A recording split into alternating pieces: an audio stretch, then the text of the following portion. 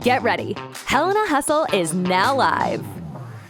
Here, we will showcase successful leaders in business, athletics, healthcare, and all things that make Helena a great place to live. Join Dr. Daniel Bridge, owner of Endurance Chiropractic, as he searches out amazing individuals who are making a tremendous difference in this place we call home. So sit back, relax, and get ready to be inspired with the Helena Hustle podcast. Hello, welcome to Helena Hustle. I'm so excited this morning. I have Barbara Callahan, owner of Mariposa Massage, on the show. Barb, thank you so much for coming. Good morning, and thank you. Yeah. Last week, Barb and I were having a conversation. We were learning about each other's businesses, and I thought Barb's got a really unique, a really interesting story. She's accomplished a lot in a very short period of time, and I knew she'd be very valuable for people to listen to. So Barb, tell us a little bit about yourself. Well, thank you for that, Dan. I really appreciate that. And yes, we had a great conversation, and I enjoyed learning about your journey to Dr. Dan. And as far as my story, I was born and raised in Ohio and the Buckeye State. So when you eat those chocolate Buckeyes, with the chocolate with the peanut butter in the middle. I've never actually heard of that. Tell me what's a chocolate Buckeye? Oh, gosh. I'm sold already. Well, we always made them at Christmas time, at least at Christmas time. Sometimes we made them throughout the year as well. But it's basically like a peanut butter cup. But because if you know what the nut looks like, it has this little light brown opening at the top, so it's dark brown around, and so you're supposed to dip them where you leave a little circle at the top of the peanut butter exposed, so it looks like a Buckeye.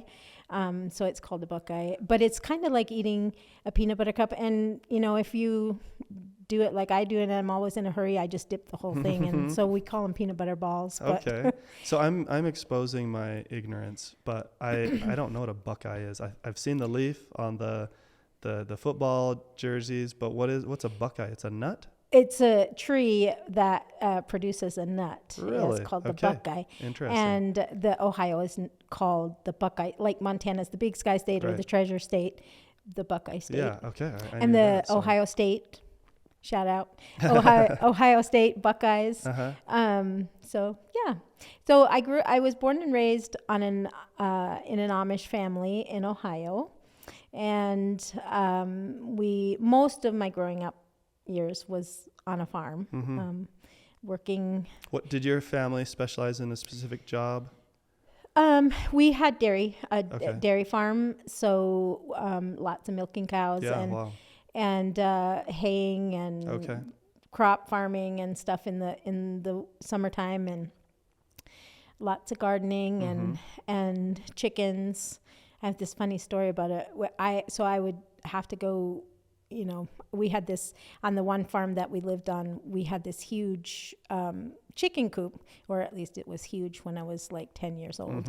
And it had this rooster in it. And the rooster, I would have to take this really big stick with me when I went to get the eggs, because this rooster, for some reason, did not like me. Just you, huh? Just me.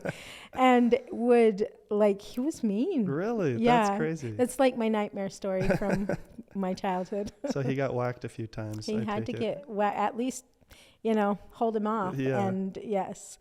So. Yeah. So obviously the Amish community is very well known for their hard work. How did that translate for you as you became an entrepreneur and you became a business person? Well, I know we're jumping forward a little bit, but I think that's relevant. Yes. Well, yes, very hardworking, getting up, going and doing chores before you walk the mile or whatever it is to school. Okay. The Amish have their own schools and only go to 8th grade. And then I was 14 when I graduated 8th grade. I was home for a couple of years. And then I think I attribute, the Amish are very entrepreneurial people as well as hardworking. Okay. And I then started at 16, I started teaching school, and I taught for 7 years before I then ultimately made the decision to leave. But so I think my first 4 years of teaching, I taught 5th through 8th grade because the Amish have the 2-room schoolhouses. Okay. And so you have 2 rooms, 4 grades in each room, 2 teachers. And depending on the community, some of the schools have, like the teachers, if it's a larger school, the teachers might have an aide to help them. But being responsible at 16 for 4 grades, and it was, How many kids were in your class in 4 grades? Anywhere from, I think the lowest in the 4, this is now total for the 4 grades, was anywhere between 25 and 20. It depended. A big class. Yeah, and I had, and that was for all 4 grades. So divided up. I think my, during that 7 years, I think the most I had was like 32 total. Oh, dang. And that has to be hard, teaching 1st graders and 4th graders all on the same day. Is that right? You'd have to teach, yes. And I did have, the last 3 years, I had a combination of, I always taught 7th and 8th, but the last couple years, based on what my co-teacher wanted, I also taught 1st grade and then 1st, 2nd, 7th, and 8th. Oh, wow.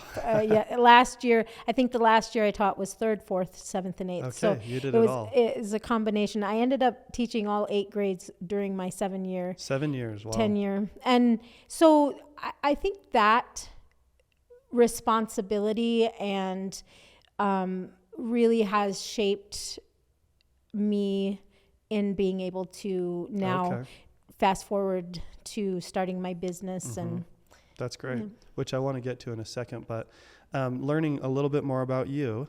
I told you ahead of time, but one fun thing on the podcast is I like to do 2 truths and a lie, and I don't know what this is, I promise, and I'm going to guess, so let's hear it. So one of the things I did after leaving the Amish is I got really involved in the church. I moved from Ohio to Pennsylvania and lived in Pennsylvania for about 6 years and did a lot of travel, missionary travel. And in the course of 6 years, traveled to some foreign countries and traveled 7 times to foreign countries, and 3 of those to the same country. Okay. Of Haiti, Guatemala, and Brazil. Okay.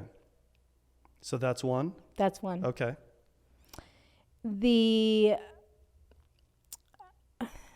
Now I think I gave away the other one I was going to do because I talked about teaching. But you're making it easy on me. Yeah, I was making it easy. So I was 25 when I left the Amish, and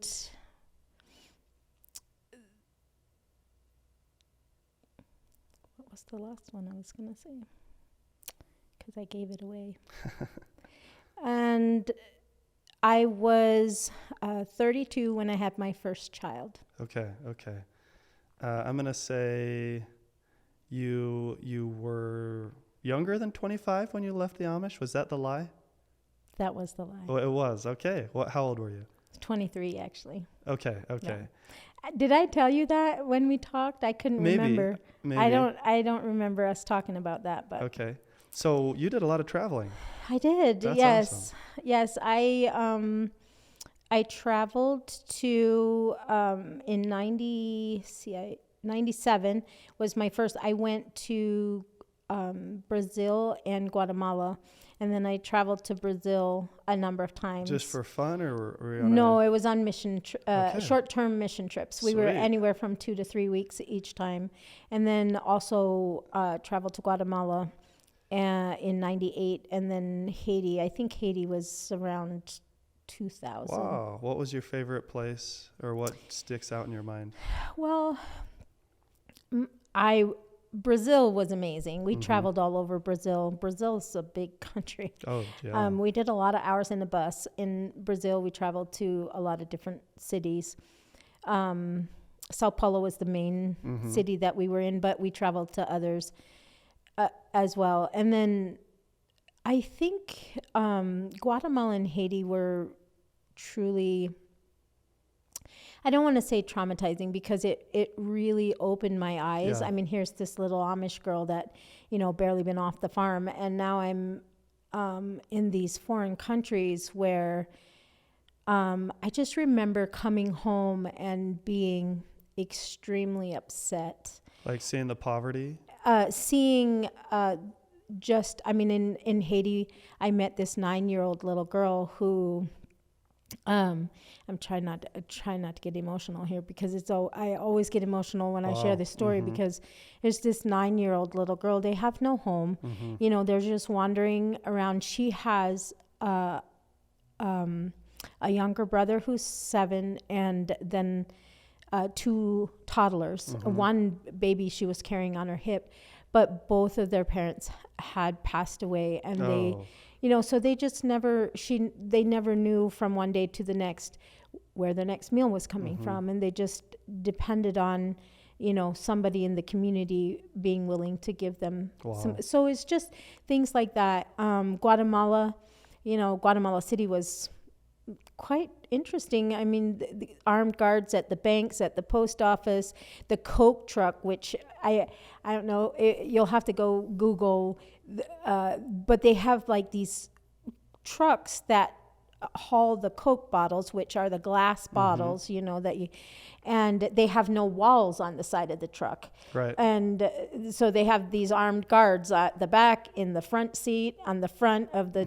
hanging on to the side of the truck as it goes down the road to make deliveries. And so it's just, was very eye-opening. And I think one of the things that really upset me coming home was just how blessed. I mean, I know there's a lot of people in America who struggle and who live we live paycheck to paycheck. We're just trying to get by. But the way that we live is just so unnecessary. Sure. So many unnecessary things. And so it was upsetting in a way that, we live with this entitlement mindset, I feel like, compared to what most of the rest of the world does. I know what you mean, and that sometimes helps me if I'm feeling, I've got such a big problem, something that's really stressing me out. You take a step back and you look around the world, and so many people have so many problems way bigger than whatever it is that I'm dealing with, and that kind of helps me to put it in perspective. Yes. So now, tell me, how did you decide to get into massage? So I always knew. So, when I left, I was 23. I had the opportunity I took care of an elderly lady. It was a live-in caretaking job when I moved from Ohio to Pennsylvania. And her family was amazing family. And they encouraged me to get my GED and think about college. And, the sky's the limit, Barbara. Right. What do you want to do with your life now that you're, not basically your future isn't being married and having babies and keeping house. If you could do anything you wanted to do, what would you want to do? And I always knew that I wanted to do something in the medical field. But the Amish are very, we're a very holistic society. Yeah. It's not that, at least not in my community, it's not that they don't ever go to the doctor. It's not that they don't go to the hospital to have babies. Not all of them. It's kind of like, there's midwives, they have birthing centers. And then there's some that go to the hospital to have their babies. So it's the community I come from. I would say if you look on the spectrum of conservative to liberal as far as what they could and couldn't do, they're a little bit more on the liberal side. Okay. So more of those. And then if you go to communities where, still no indoor plumbing, no running water, no, none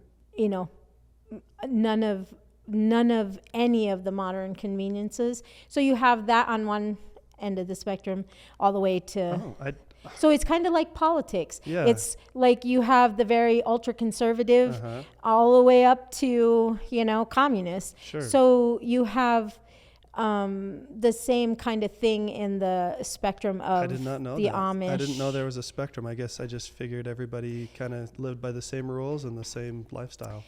In each community, it's a little bit different. Okay. And so, you have the ultra conservative, and then, it goes all the way up. There's the old order Amish, there's the new order Amish, and then there's the old order Mennonites, and then there's the Mennonite. So it's like this huge spectrum. Sure. Here in Montana, the Hooderites, are, they're more communal, I think, than the Amish are, but they're a similar kind of sect that has their own set of rules that they live by, I guess, if you would.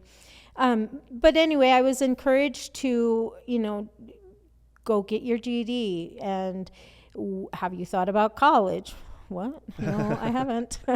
But so I took my GED test, and I don't know if this is a good or bad thing, but maybe good for me, but not such a great reflection on public education. I don't know. But I passed my GED test on the first try, and so I didn't necessarily have to take classes like normally when you go take your GED, and they give you, well, at least at this back in 95 or 96 in Pennsylvania, you went and you took like a pre-test to kind of see where you needed classes. And so I passed all of those, and so they just gave me the test. So you got your GED with an 8th grade education. I did. Wow. Yes. Wow. So makes you think, right? Yeah. Yeah, it makes you kind of think about. So then they were like, okay, well, you should, think about enrolling in college. And so about 30 minutes away, University of Pittsburgh had a campus in Titusville, Pennsylvania. And so I went, we toured the school, we talked, and I was like, I love learning. And I wanted to do something in the medical field. So they're like, well, we'll just get you started, and we'll, you can enter as a pre-med student, and we'll put you on that track, and we'll see what happens. Yeah. Well, going from being Amish to less than a year prior leaving, and then going to the university, I absolutely loved it, and I ended the year with a 3.92, but it was completely overwhelming. Yeah, it's a big jump. And it was such a huge cultural shock, I guess, if you will. And I was just completely overwhelmed. So I lasted for a year and got some great experience. And from there, I was working during that time as a supervisor at McDonald's. And from there, I got a job working at a call center for a multi-state bank. Okay. And so in the customer service department. So, when you call the 800 number for the bank, I was on the other end of the line. Yeah, there was a couple hundred of us. But anyway, because the banks were in Pennsylvania, Ohio, Indiana, Illinois, and Kentucky. So we had a big area footprint. And so I worked there, and I worked for the bank for almost 6 years. And at the end of that 6 year or 5.5 years, at the end of that, I had met some people in Ohio who were doing, they had started a ministry. It's called Mission to Amish People. Shout out to the Mission to Amish People. They were really interested in helping people who had left the Amish and maybe really some of them didn't have a social security card. Some of them don't have a birth certificate. And just really helping people to get started and get the things they need just to be able to function. Right. And so one of those things is, like I mentioned, we only have an 8th grade education when we leave. And so they had asked me about coming to help with the GED program, that they wanted to help people prepare to take their GED, and they asked if I would be interested in helping. So I went, and I was there for a year, and then from there I moved to Lexington, Kentucky. And I was there. And while I was there, I went back to school, to the National School of Business and Technology. They had a campus in Lexington, and I was there for a year studying business and accounting. And then after that, I became a mom, and we decided I was going to be a stay-at-home mom. I had gotten married after I moved to Lexington, and so I was a stay-at-home mom and did that for until I became a single mom and moved to Colorado in 2013. Okay. So, so to answer your question, what made me get into massage? I'm sorry, I'm giving you a really long-winded answer. Your history. So 2013, I moved to Colorado, and I was a single mom. I got back into, while I was in Texas I had gotten my nurse aid. I became a CNA, and I worked at the Veterans Home for a little while, and I didn't transfer my license, but I did some in-home care for a couple different people when I got to Colorado. That was through an agency, and that was my source of income when I first got there. And I had always, like I mentioned, wanted to do something in the medical field, but the more that I learned about the traditional Western medicine, the less I had a desire to be a part of that. And so I started researching some other things, and I looked into going to naturopathic school, and it was either Seattle or Phoenix, I think. And as a single mom, not knowing anybody there, I was like, no, I can't do that. So I started looking into massage schools. Well, I had met when we lived in Texas after Lexington, Kentucky, and after I gotten married, we moved to Texas, and I was there for almost 8 years until I got to Colorado. Okay. And so we had met a family, and we lived right outside of Fort Hood. So a lot of our family was military, or a lot of our friends who were like family to us were in the military. And so one of those families, he had gotten injured in Iraq, and he was was retired, medically retired from the military, and they moved back to Montana because they were both born and raised Montana, and they had moved back here to Helena, and they offered to help me with the girls if I would be interested in moving to Montana. Oh, that's nice. And and not having family, and trying to raise kids, and then also especially as a single mom, and just not having that family support, which I've never had since leaving. Right. When you leave the Amish, you're excommunicated and you're shunned, and then in all fairness, I haven't since I left Ohio, I haven't been back. I haven't lived and so it may have been a different story with my family had I stayed in the area, but I haven't been. I moved away and I haven't gone back.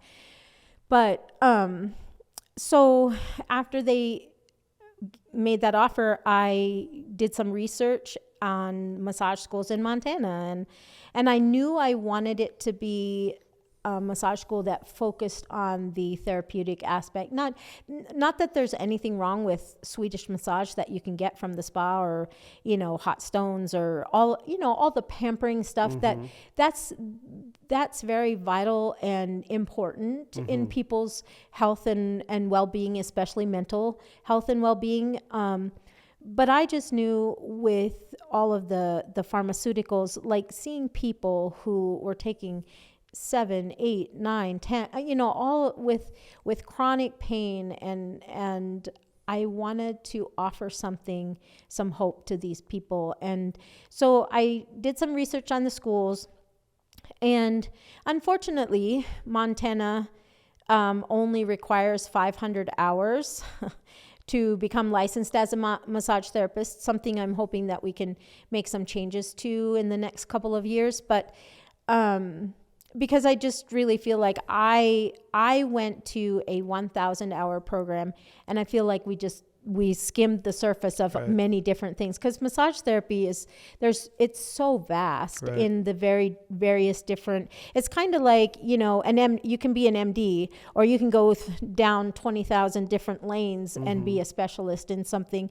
And that's kind of the way massage therapy, you know, you can just be a traditional massage therapist and do Swedish massage your whole career, or you can get into some of the myofascial release therapies, or trigger point therapy, neuromuscular trigger point therapy, or you can go down all of these different lanes. Is that what you guys do at Mariposa? Some of those other techniques? Yes, we're definitely very much more clinical. Now, you can go read our reviews online, and you'll see that, you know, the first thing that people talk about a lot of times is when they walk in, it's just like, oh, it's so peaceful and so calming. And so I really try hard to work that element of just peace and calm, and because that in itself is therapeutic, right? Absolutely. But a lot of the work we do is we work with a lot of chronic pain clients. We work with a lot of injury care, like people are in accidents, and we do that. We are currently working on being credentialed and become authorized providers for the VA, so that we can start working with the veterans and help do more in that realm. Currently, shout out to another, it's actually a nonprofit. I don't know if you've heard of APC Helena, Adaptive Performance Center. It's the gym that they opened for the veterans. And so we're doing some work with them currently. But hopefully before the end of summer, we'll be credentialed and authorized. Congratulations. And fingers crossed. Be able to offer that. But so I found the HealthWorks Institute was in Bozeman, and they offered the $1,000 program at the time. This was back in 2015 when I went to school. And HealthWorks has since, I think it was 2019 when they ended up closing. But we still have a number of great massage school opportunities here in Montana. Other than, I'm hoping that we can work on the requirements and the hours and really do some things in that arena. But I made the decision. This is how decisions go in Barbara's life. Is, you know, it's like when something happens, it happens, and okay, we're going to do this. And it's a quick decision. And so we moved here to Helena, and the school program was a 1-year program, 3 days a week. So I had to commute from Helena to Bozeman 3 days a week for a year. And that was challenging. And what worked great for me is there was a small business in Colorado that I was working for where it was a remote position.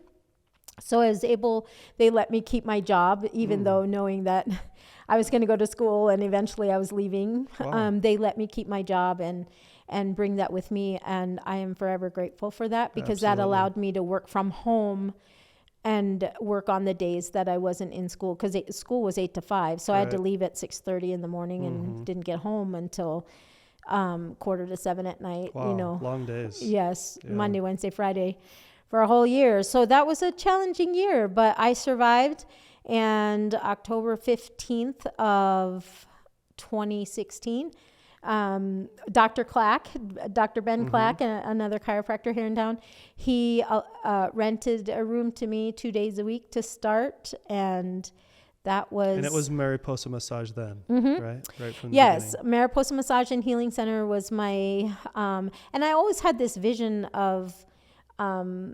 because I'm a firm believer in holistic and healthcare, and so I had this, when I did my business project, when I did the project at the end of the school year, we had a business class and we had to do this project I put together. And I just had this vision of, you know, massage therapy and chiropractic care, acupuncture, you know, a bunch of different modalities, and in one location. And so that's kind of why the healing center got added at the end. And so, but I never expected it to be more than me as the massage therapist, though. Right. Like, I didn't have this vision of, oh, hey, let's go, build a massage practice that employs, 8, 9, 10 people. And that was not my vision. I was a single mom. I wanted to get my business going, and I wanted to, provide for my children and provide a life for them. And but so you got busy quick, right? Well, yes, thanks to another venue that we know here in Helena called Biz to Biz. I lived in the neighborhood where Meineke is, and so I took my car to Meineke for oil changes and stuff, and that's where I met Kim Ballard. And so she got to know me while I was still in school, and before I graduated, she's like, when you graduate, you need to join Biz to Biz. And I was like, I was like $300 and something to join and at that time. Quick, for people that don't know what Biz to Biz, it's a group of business owners, small business owners in Helena that meet on a weekly basis and help each other with referrals and collaborations and just building each other's businesses. It's a great networking group of people who, and structured, so it's a structured meeting that we have, accountability. And Kim was, at the time, was, and still is, was part of Biz to Biz. And so she's like, nope, you gotta figure out how you're going to do it, and we're going to help you build your business. And because in school, they tell you it'll take 3 to 5. If you go out on your own, it'll take you 3 to 5 years to build a full-time clientele. And I was like, okay, God, I don't have 3 to 5 years. I have 2 kids I have to take care of. Gotta get going. Yeah, I got to get going. And so anyway, a long story short, Kim invited me to come for a visit. I went to visit Biz to Biz, and I joined in November of 2016. And by October of 2017, I was booked. I had to move because Dr. Clack didn't have, he gave me a third day, and I was able to do that for a couple more months. But I found, some of you watching may remember when we were behind the Mother Lode at Hotheads, they have a suite there, and I moved there, and there were 2 rooms and a little lobby area. And we moved there. I moved there in May of 2017. And then by October of 2017, I was booked out 6-8 weeks booked out. Wow. And I was, job. Yes, thank you. Yeah. And really that's thanks to, I still have people who were in that initial Biz to Biz group who are still clients at Mariposa almost 7 years later. So fast forwarding 7 years later, how many people, including therapists and staff, how many people are you employing currently? Currently, I have, not counting me, there's 6 therapists. We have another one coming in May, and then we have our receptionist or admin assistant, and then another person who works part-time and helps out with laundry and different things on the weekends. In 7 years, so that's, I lost track, but including you, close to 10 people. Yes. That you're supporting and employing. Wow. And that's, so if someone, whether they were a massage therapist or somebody just opening up a business here in Helena, if they were to ask you for one piece of advice, what would that be? What would you give them as far as advice? Well, first of all, don't quit, because there's lots of days when you're like, what in the heck am I doing? And wow. But don't quit and believe in yourself. I would have never believed that Mariposa Massage would turn into what it is today. But I had people who believed in me. Surround yourself with people who believe in you and who will fight for you even when you can't. You're right. Because you're going to have ups and downs and days where you might feel like giving up, and then, but you hang on, you keep working through, and then 7 years later, look what you've been able to build and to accomplish. Yes, for sure. Surround yourself with people you can trust to give you great advice, to help you and also to truly encourage you genuinely when you're not, when those times come. I mean, I would say the biggest challenge in building a business, at least for me, the biggest challenge is, I don't have a grandpa with a silver spoon, feeding, that can fund this project. It's from the ground up, right. And I think the biggest challenge is navigating all of the regulations and the government, and truly, I think one of the most discouraging things for me is watching how much money is going to the government. And like, seriously, I mean, when you look at everything that is that we pay to do business, when all we want to do is help people in our community, it's very discouraging. Sure. And it's probably the number one thing that has made me want to quit more times than not, way more than anything else. Right. Yeah. Barb, there's a lot of people that need your service here in town. If someone wanted to come get a massage, where can they find you? We are located at 1221 Echelon Place, Suite D, which is, if you're headed north on North Montana, you go past Target, you go past the big cemetery that's there, and if you look to your right, as soon as you pass the cemetery, you'll see the Century 21 building, and we are on the back side of that building. Great. And we have, Mariposa has its own entrance back there, and there's a sign. Our sign is out by the road, so lots of people will see the sign when they go, drive that road. And then, but yes, there's parking in the back, and there's room in the back and to find us. And do you do online booking, or is it better to call in? So we do have on our website, Mariposa Massage, Montana.com, and Montana spelled out. You can go online and you can book there. If you have a question, like if you have specific needs and you're looking for specific help, like with pain management or injury care, or we all have kind of our different specialties. Some of us overlap a lot, obviously, as massage therapists. But we have combined almost 85, maybe a little over 85 years of experience at Mariposa. I have an awesome, excellent team of therapists there right now. So if you have a question and you go online and you're like, oh, who are all these therapists? And I don't know what I need. So calling and talking to Melissa, I make her go make the rounds, so she kind of knows, because Melissa is not a massage therapist, so she kind of knows the work of each of the therapists, and so if you need some assistance with trying to figure out where to start, calling is a good idea, and Melissa can walk you through that and get you on the schedule with the therapist that she feels might best meet your needs. We do a lot of work as a team.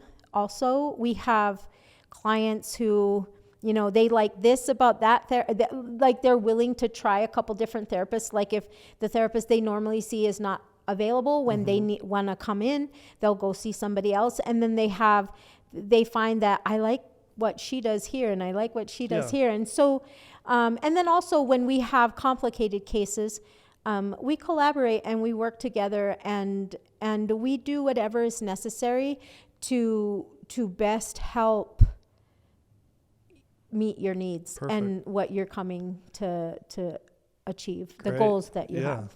And that's MariposaMassageMontana.com, Montana spelled out. Montana spelled out. Great. Well, Barb, thank you so much for coming on Helena Hustle. You've built a great business. You're supporting the community. You're supporting your staff. Thank you so much. Thank you. I appreciate it very much. Thanks so much for tuning in to this episode of the Helena Hustle podcast. If you're enjoying the show, please feel free to rate, subscribe, and leave a review wherever you listen to your podcasts. That helps others find the show, and we greatly appreciate it. Once again, thanks for joining us.